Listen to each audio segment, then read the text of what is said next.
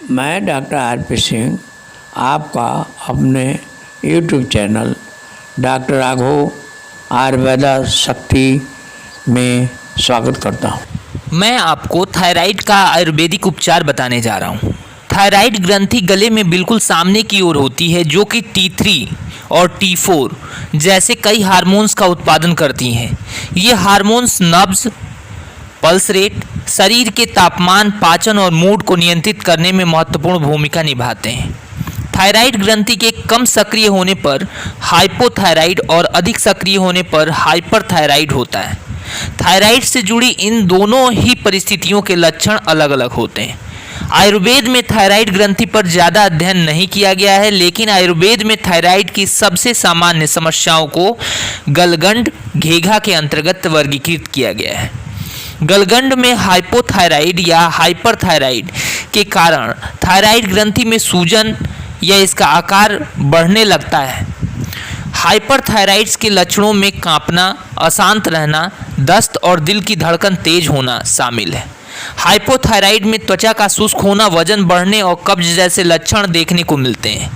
कभी कभी गलगंड के कोई लक्षण नज़र नहीं आ पाते। गलगंड होने के कुछ कारणों में थायराइड कैंसर, ग्रेव्स डिजीज शामिल है। गलगंड के इलाज और सूजन को कम करने में पंचकर्म थेरेपी की वमन चिकित्सा और विरेचन कर्म के साथ साथ रसायन चिकित्सा मदद कर सकती हैं। गलगंड के उपचार में प्रभावित हिस्से पर लेप लगाना भी असरकारी होता है। निर्गुंडी और अश्वगंधा जड़ी बूटी एवं कंचनार, गुगुल वटी तथा त्रिकाती वटी जैसे हर्बल मिश्रण गलगंड के प्रभावी इलाज हैं। आयुर्वेदिक ग्रंथों में थायराइड का स्पष्ट रूप से वर्णन नहीं किया गया है। सबसे पहले अथर्ववेद में गले में सूजन का उल्लेख किया गया था। आचार्य सुश्रुत के अनुसार गलगंड में पैरोटिड ग्रंथि में अत्यधिक सूजन आ जाती है एवं इस सूजन के त्वचा के छठी परत तक पहुंचने को रोहिणी के नाम से जाना जाता है।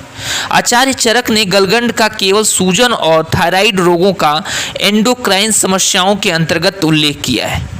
गलगंड रोग खानपान, मौसम और आसपास के वातावरण के कारण हो सकता है। इस तरह के सभी कारकों के एक साथ होने पर गलगंड रोग होता है। आयुर्वेदिक चिकित्सा के अनुसार पूर्व की ओर बहने वाली नदियों वाले क्षेत्रों में रहने, दूषित पानी, देश के पूर्वी हिस्से में रहने, ठंडे या नमी वाले स्थान या भारी बारिश वाले क्षेत्र गलगंड के कुछ कारक हैं। निज रोग यानी वात, पित्त और कफ के खराब होने के कारण हुए रोग की तरह ही गलगंड भी दोष में असंतुलन आने के कारण होता है। प्रमुख तौर पर वात और पित्त का खराब होना हाइपरथायराइडिज्म, जबकि कफ एवं वात के व कुछ हद तक पित्त में असंतुलन हाइपोथायराइडिज्म के लिए जिम्मेदार है। दोष में असंतुलन के अलावा मेद, रस और मस्सा धातुओं की नाड़ियों में असंतुलन के कारण ही थायराइड से संबंधित समस्याएं हो सकती है। थायराइड ग्रंथि के असामान्य रूप से कार्य करने पर आलस, बाल झड़ना, मोटापा, एनर्जी में कमी, नींद आना, जोड़ों में दर्द, कमजोरी, अनियमित मासिक धर्म, कमजोर याददाश्त, अरुचि जैसे सामान्य लक्षण दिखते हैं। थायराइड के आयुर्वेदिक इलाज में पहला है निदान परिवार्जन। निदान परिवार्जन में रोग के कारण को दूर किया जाता है और गलगंड के इलाज में सबसे पहले निदान परिवार्जन ही की सलाह दी जाती है। इस चिकित्सा से रोग को बढ़ने से रोका जाता है और इससे बीमारी को दोबारा होने का खतरा भी नहीं होता। रुच्च खाद्य पदार्थ, वाटिका, अन्नपान, अल्प भोजन, कटु, तिक्त का सेवन किसी भी बीमारी के लिए सामान्य निदान है। दूसरा है वमन। पेट को साफ और शरीर से अमा को बाहर निकालने के लिए वमन कर्म किया जाता है। कफ और पित्त का स्तर अधिक होने की स्थिति में वमन की सलाह दी जाती है। इस चिकित्सा से गले में अकड़न और एडिमा से राहत मिलती है, इसलिए गलगंड से ग्रस्त व्यक्ति में वमन चिकित्सा लाभकारी है। अगला है विरेचन। विरेचन कर्म में रेचक जड़ी बूटियों और मिश्रणों का प्रयोग कर शरीर से खराब दोष को बाहर निकाला जाता है। ये चिकित्सा विशेष तौर पर अत्यधिक पित्त को हटाने में उपयोगी है। अत्यधिक कफ दोष की स्थिति में भी विरेचन मददगार है, क्योंकि इससे शरीर में जमा बलगम, पित्तरस और फैट से छुटकारा मिलता है। इस वजह से हाइपोथायराइड के कारण उत्पन्न हुई वजन से संबंधित समस्याओं को नियंत्रित करने में विरेचन कर्म उपयोगी है। विरेचन कर्म थायराइड के अलावा ब्लीडिंग, विकारों, प्रजनन प्रणाली के रोगों और कब्ज के इलाज में भी प्रभावी है। ये चिकित्सा खून में और से अमा को भी साफ करने में मदद करती है। स्वेदन, अगला है स्वेदन, पसीना निकालने की विधि। इस चिकित्सा में शरीर पर पसीना लाकर अमा को बाहर निकाला जाता है। आमतौर पर स्वेदन से पहले स्नेहन किया जाता है।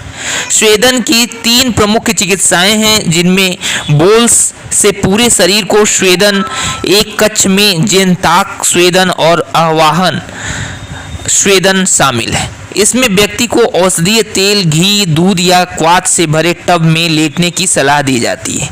शरीर के किसी एक हिस्से के इलाज के लिए आंशिक स्वेदन किया जाता है, जैसे कि जोड़ों में दर्द।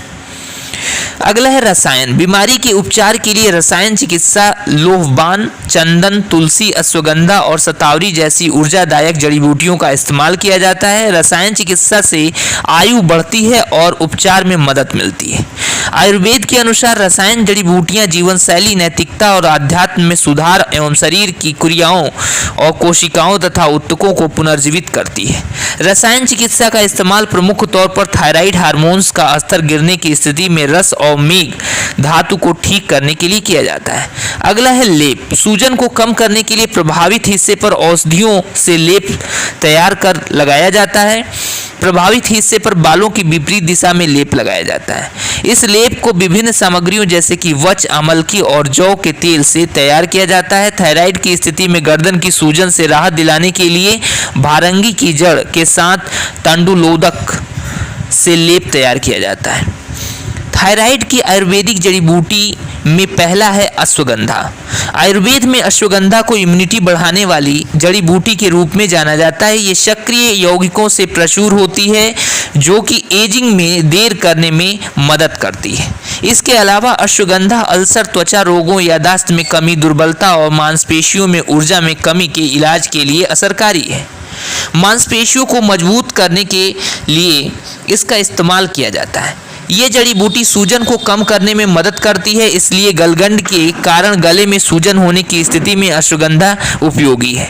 अश्वगंधा शरीर में हार्मोन्स के स्तर को भी नियंत्रित करने के गुण रखते हैं। आपको बता दें कि थायराइड के कारण ही शरीर में हार्मोन्स का स्तर काफ़ी बिगड़ जाता है। आप अश्वगंधा पाउडर को घी, तेल या हर्बल वाइन या काढ़े के साथ ले सकते हैं। अगला है निर्गुंडी। निर्गुंडी परिसंचरण तंत्रिका और प्रजनन प्रणाली पर कार्य करती है। इस जड़ी बूटी में दर्द निवारक, परजीवी रोधक, सुगंधक और पेट के कीड़ों को दूर करने वाले गुण होते हैं। ये जड़ी बूटी बवासीर, अल्सर, मलेरिया, खरोच लगने, मोम, मोच और अन्य स्वास्थ्य समस्याओं के इलाज में उपयोगी है। निर्गुंडी की पत्तियां रूमेटिज्म में जोड़ों में सूजन को कम करती है और थायराइड्स के कारण गले में सूजन को कम करने में भी असरकारी है।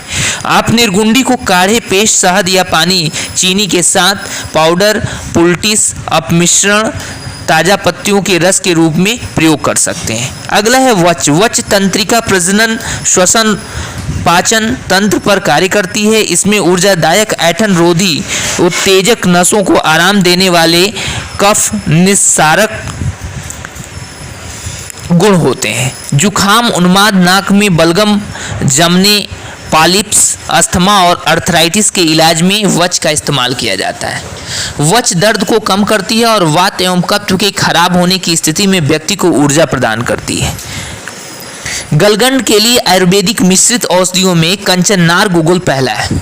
कंचननार गुगुल में कंचननार की छाल, त्रिकटु यानी पिपली, सोंठ, काली मिर्च, दालचीनी, इलायची, गुगुल और अन्य सामग्रियां मौजूद होते हैं। इसका इस्तेमाल खास तौर पर गलगंड, गले में सूजन के लिए किया जाता है। अगला है दसमूल क्वाथ। दसमूल क्वाथ को विल्व या बेल, गोछुरा, गमहर और अन्य सामग्रियों के काढ़ों से मिलाकर तैयार किया जाता है। ये लकवा, हिचकी और चेहरे पर लकवे के इलाज में उपयोगी है। ये औषधि वात व्याधि के इलाज में भी मदद करती है। अगला है वरुणाधि क्वाथ। इस मिश्रण को सतावरी, कुरंजी और अन्य 17 सामग्रियों से तैयार किया जाता है। वरुणाधिक्वाथ का इस्तेमाल सिरदर्द, एनोरेक्सिया और रूमेटिज्म समस्याओं से राहत दिलाने के लिए भी मददगार है। ये मोटापे के इलाज में भी मदद करता है। अगला है गोमूत्र हरितकी वटी। हरितकी चूर्ण के साथ गोमूत्र को मिलाकर गोमूत्र हरितकी वटी तैयार की जाती है। ये औषधि धमनी प्रतिछाप, हाइपरटेंशन, एनीमिया, प्लीहा दोष और मूत्रघट के इलाज में उपयोगी है। गौमूत्र हरितकी वटी शोथ को कम करने में मदद करती है, इसलिए गलगंड के रोगी में गले की सूजन के इलाज में गौमूत्र हरितकी वटी का इस्तेमाल किया जा सकता है।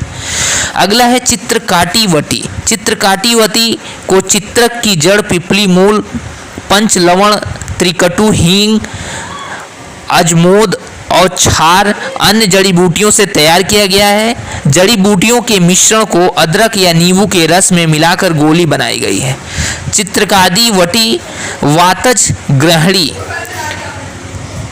और हाइपोथायराइडिज्म के इलाज में मदद करती है। आप गुनगुने पानी के साथ त्रिकाटी वटी को ले सकते हैं। धन्यवाद।